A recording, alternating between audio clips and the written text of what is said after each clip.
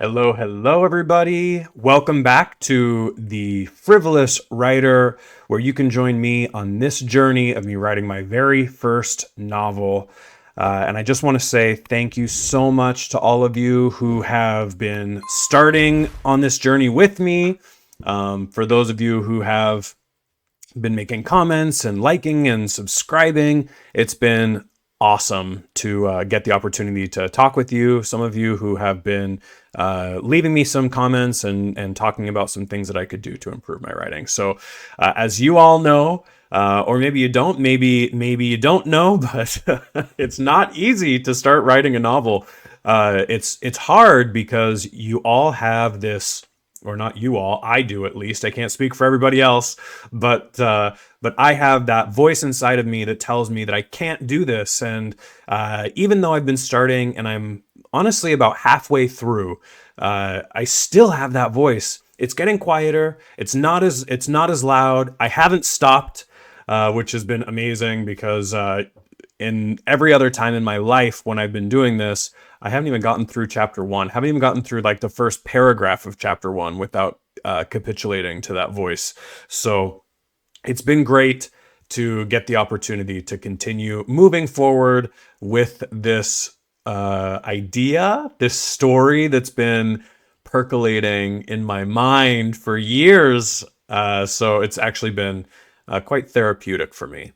And so I just want to say thank you to all of you because your comments actually keep me going. They drive me to keep on this path of finishing this novel. And I do have a goal to try and finish it by the end of October because for those of you who are in the community, I follow a lot of Reddits now. I do a lot of reading. I follow a lot of different YouTube channels to find out how to keep going and how other people have been able to be successful in doing this.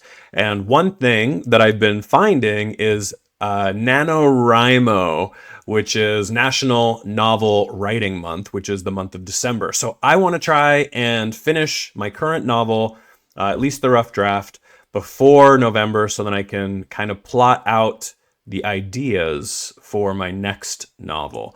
I haven't really moved on from this one yet, so that's why I want to try and figure out the finish, the ending of this, so then I can get my next book plotted out. So today is Tuesday, and for those of you who've been with me since the beginning, you know that Tuesday is the day that I read my chapters. So I'm currently on chapter 4, which is kind of crazy. And for those of you who've been listening along, if not, I'll put some. They're all in the playlists. But if you want, I will be rather linking the chapters before to this right here. So for those of you who've been following along, you know that. Conrad and Maya just finished going to Eli's house and they uncovered a journal. And they were able to get that journal out of the house. And now join me while we find out what happens next. So, Chapter 4. Conrad sat through what seemed like an eternity at school. All he could think about was what was in that journal. His leg was restless, bouncing uncontrollably under his desk. He couldn't wait till school finished and he and Maya were back at his home and able to analyze the pages to see what was going on in his friend's head and what or who that shadow figure was. He really hoped there were clues in that thing that could help them to understand. The bell rang suddenly, and without a thought, Conrad was on his feet and all but running to the hall to meet Maya. She was already waiting, pacing back and forth outside his classroom. "How did you beat me here?" Conrad asked sincerely. "I told Mr. Sinclair I wasn't feeling well. Lady problems." She acted out holding her stomach, and it was with absolute authenticity that even Conrad thought that she was telling the truth. She looked at Conrad and smirked. Oh God, you're good. He really meant it. He'd seen her in action before, and even in this retelling, it was one of her better performances. "Come on, we gotta go," Maya said, grabbing his arm and practically pulled him outside. They ran to Maya's bike. "Get on." The only thing that Conrad could think about on their ride to his house was what was in that journal. It just circled in his mind on repeat. The pictures he found, the shadow figure, the journal, round and round. They rounded the driveway to his house. He jumped off as quickly and gracefully as he could. Maya just jumped off and dumped the bike in the lawn. They sprinted through the front door and up to Conrad's room, passing the unoccupied living room on their way. Maya reached the room first. The door was closed, but she didn't slow down. She grabbed the knob and threw the door open, Conrad right behind her. He was already stripping his backpack off and struggling with the zipper. Maya leapt onto Conrad's bed, twisting in the air, facing Conrad as she landed, bouncing a few times before settling, eagerly waiting for Conrad to open the bag. As soon as he finally got the bag open, he reached in and pulled out Eli's journal. He lifted it slowly out of the backpack as if it was a sacred artifact. Maya's eyes were fixed on it. "What are you doing? Hurry up!" Maya's voice broke the tension. Conrad snapped back into reality. "Oh, shoot, sorry." He hustled it open, still treating it delicately but moving with more haste. They sat facing each other on Conrad's bed, the journal between them, both eagerly analyzing each page as they thumbed through them. Nothing seemed out of the ordinary, but then they got further into the pages. They noticed more and more drawings and scribblings, words written and scratched out, journal entries dated and then left unfinished. It was apparent that there was something happening inside the mind of their friend. They kept turning the pages, moving through the journal entries. "Wait, go back." Maya stopped Conrad from turning the pages forward. She took the journal from the bed and turned the pages back by 2 to review one of the entries. What is it? Conrad wanted to know what captured Maya's attention. "Look, here." She pointed down at the page. It was a journal entry. "There's a whisper in my head. It's always there, talking to me constantly, telling me things, shaming me, embarrassing me. Why did you say that? Why did you do that? Everyone is laughing at you. They all hate you. You don't have any friends. You should go kill yourself." The whispers start as something innocuous. It's quiet, but it's so insidious, unrelenting. The whisper knows your deepest, darkest secrets, all your insecurities, when you're up and when you're down. But it waits till you're alone, when you're vulnerable. It knows exactly when to strike, like a snake in the grass, hiding until you're least expecting it. Then, without warning, it lunges at you and sinks its teeth into you. The whispers are venom.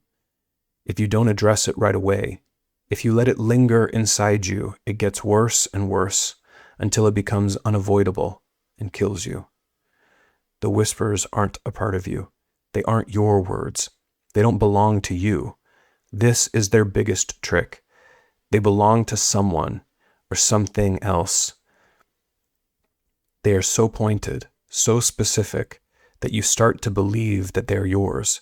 You start to identify with the voice, start to rely on that voice for guidance. It becomes so true that it becomes a part of you, a parasite on your psyche.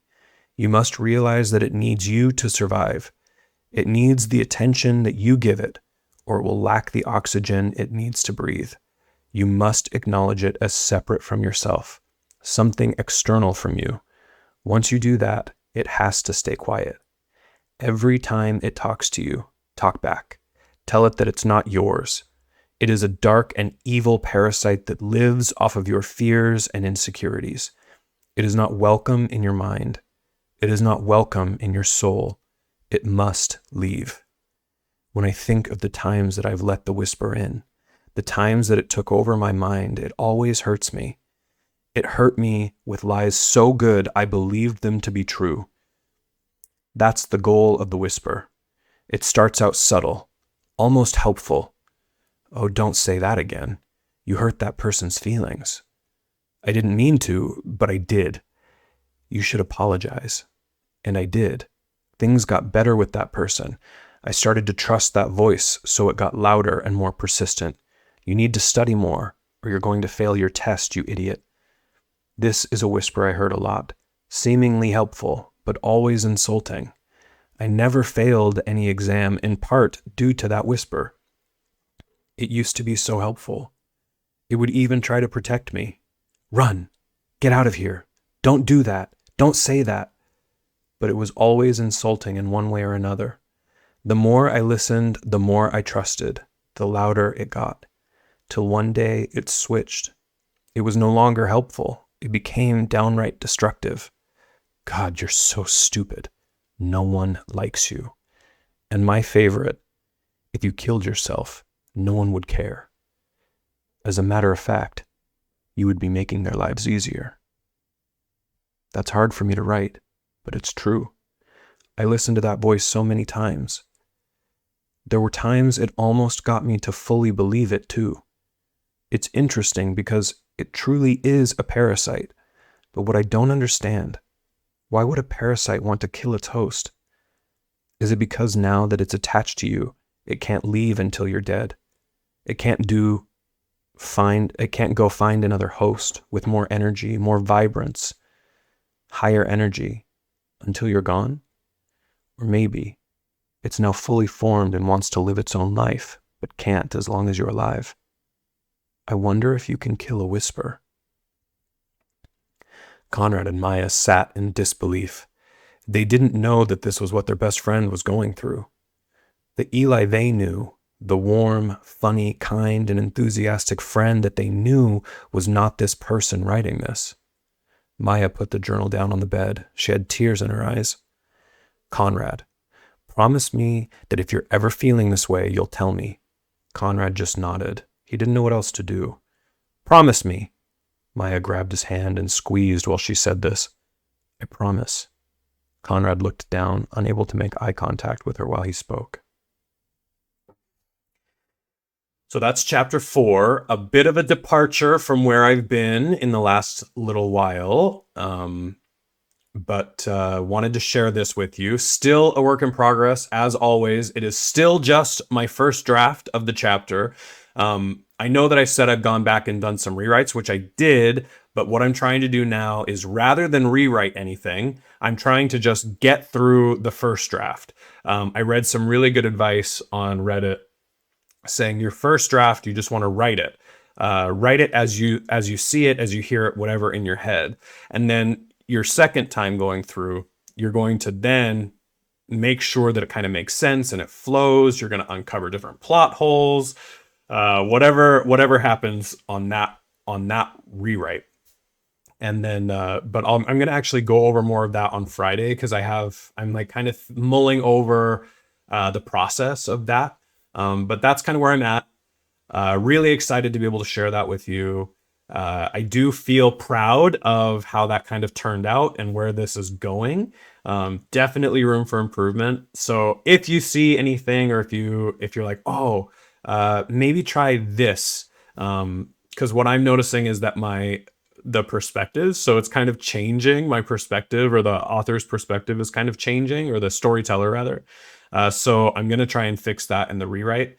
But anything you guys want to add, if you have your own channel where you're kind of doing something similar, or you're working through how to write your novel, if you are writing your novel and you want to share it with me, please do. I'm still going over Success is Mine's first book in his series. So really excited to see that, to finish that.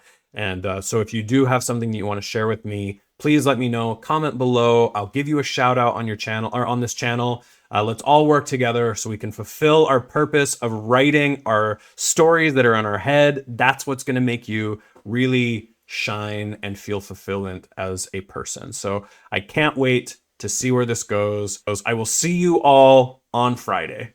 Bye, everybody.